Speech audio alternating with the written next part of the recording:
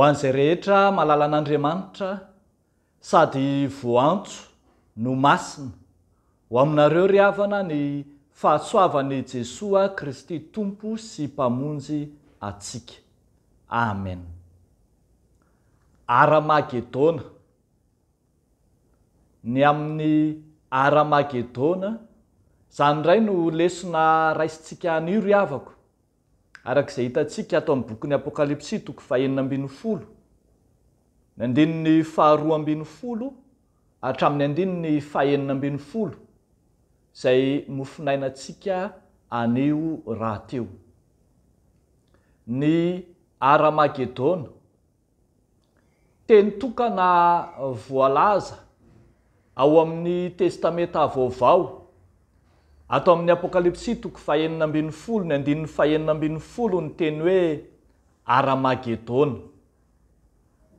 Ny teny hoe Aramagedona dia nalaina avy tamin'ny teny Hebreo hoe tendrombohitra Megiddo, izay tendrombohatra na havoana fiadin'ny zanak'Israely fahizay imbetsaka no niady tao amin'ny havoanan'ny Megiddo ny zanak'Israely. Ary izay fantatsika azy dia ny mpanjaka Josia, ilay mpanjaka tsara fanahy, dia maty anady tao amin'ny tendrombohatry Megiddo io. Entina ilazana kosa sahanady sy kianja fiadina amin'ny Jehovah Andriamanitra sy ny andrinan'izao tontolo izao any aparany ny Aramagedona. Raha tsy ahivitsika dia miverimberina matetika ao amin'ny bokin'ny Apokalipsy ao ny isa 7, tahaka ny hoe ny trompetra 7, ny tombokase 7, ary eto hitantsika ny anjely 7 mihazona ny lovia 7 eny an-tanany. Ary ireo lovia 7 ireo dia samy milaza ny fahatezeran'Andriamanitra izay hiatra any aparany, izay mampahatsiaro antsika ireo loza samihafa, ireo loza folo izay nahazo tao nitranga tao Egipta tamin'ny andron'ny Farao fahiny. Ary dia mihamafy zany ka miatra tsy ao Egipta fotsiny fa amin'izao tontolo izao mihitsy hitantsika manomboka ny andininy voalohany fa miraraka amin'ny tany, amin'ny masoandro, amin'ny ony sy ny loharano, ary amin'ny seza fiandrianan'ny Satana, ilay lovia 7 izay eny an-tanan'ireo anjely 7. Eto amin'ity mofinainantsika ity dia ambara fa niraraka teo amin'ny ony Eufrata ka manamaina azy ny lovia fahaenina. Dia mampahatsiaro antsika hatrany ilay fisarahana ny tanimaina sy ny rano tamin'ny ampitany ranomasina mena, ka ity fitsaharan'ny ony Eufrata ity any aparany dia entina ilazana ny fitsaharany andrinan'izao tontolo izao, izay mpandringana, mpamono, mpamitaka fa hitsahatra eo anatrehan'ilay Andriamanitra, Jehovah Andriamanitra ny lanitra ny adiny. Eo amin'ity toerana antsoina hoe Aramagedona, izay tsy toerana loatra akory ny tiana tenenina, fa entina ilazana fa eo no hitsahitra ny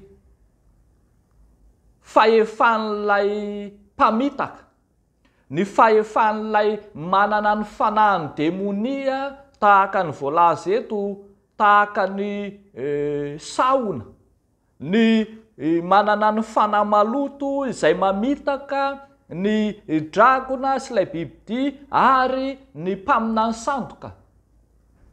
Hitsahatra eo anatrehan'Andriamanitra ao Aramagedona avokoa ny endrim-pamitahana rehetra. Hitsahatra ao Aramagedona avokoa ny ady rehetra izay atrehan'ny mpino. Tsy misy tokony ampatahotra ny mpino mihitsy zany.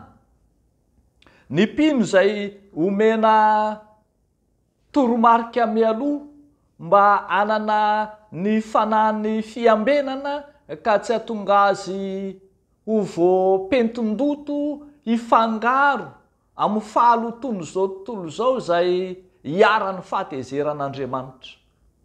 Ny mpino izay ambara eo amin'ny 5:50 fa hiaro ny fitafiny.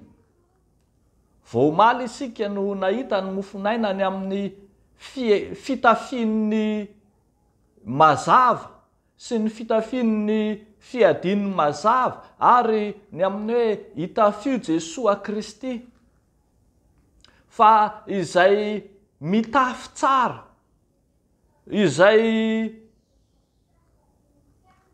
mandeha mitafy an'i Kristy dia tsy mba handeha amin'ny fahamenarana izy, fa ambara aza fa anana fahasambarana, sambatra izay miambina ka miaro ny fitafiny. Fa andao mandeha mitanjaka izy ka hita ny fahamenarana. Ho amafisina ny fon'ireo fanahy maloto, ireo ratsy fanahy mampahatsiaro antsika ny nanamafisan'ny Farao ny fony rehefa nitranga ny loza fito tany Egypta. Ary eto eo ambony 1 hatramin'ny 12 dia hitantsika fa tsy mba mety mibebaka ireo fanahy maloto, ireo fanahy mamitaka, ireo mpaminany sandoka sy bibidia sy dragona.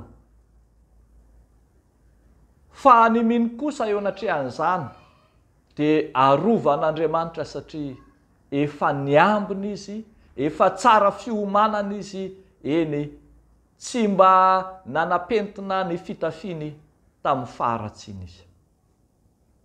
Ravako malala ao amin'ny tompo, tsy zavatra mampatahotra ny mpino akory ny Aramagedona, fa toerana sy sehatra anankiray izay ahafantaran'ny mpino ny ho avy ny fotoana hitsahatra ny asa ratsy rehetra, fa ny mino kosa asandratra.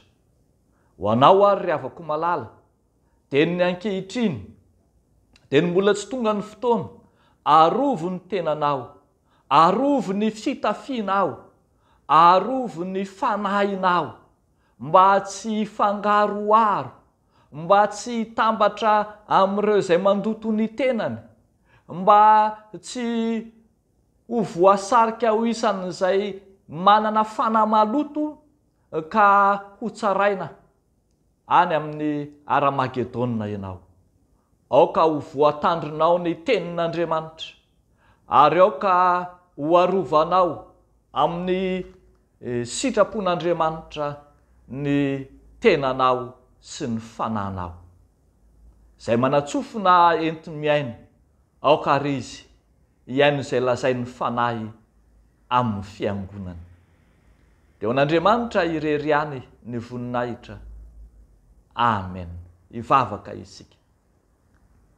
Andriamanitra, misaotra anao zahay fa Andriamanitra miazona anay mandrakariva ianao.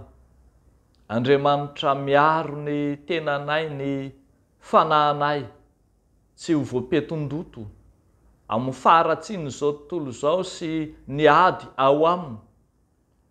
Fa ianao nefa niteny fa ety amin'izao tontolo izao no ahitanareo fahoriana, nefa matoki izao efa naresy izao tontolo izao, ary fantatray fa efa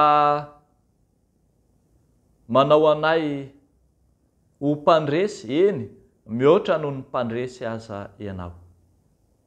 Amin'ity andro anio ity, mivavaka manokana izahay ho an'ireo rehetra manandrara amin'ny fiarovana tanindrazana, ny fiarovam-pirenena, ny fiarovana amin'ny asa ratsin'izao tontolo izao, ireo ao amin'ny tafika, ireo miaramila, zandary, pôlisy, ireo izay miatrika ady samihafa.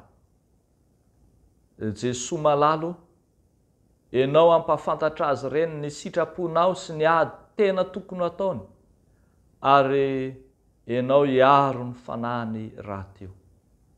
Fa mivavaka ihany koa izahay amin'izao andro fahafito amin'ny herinandro izao, mba hahafahanay miomana sy manomana ny tenanay hiatrika ny fanompona masina fanao amin'ny andro voalohany amin'ny herinandro. Mampahereza ary anay Tompo, amin'ny anaran'i Jesosy Kristy Tompo sy mpamonjy anay. Misaotra Tompo. Amen.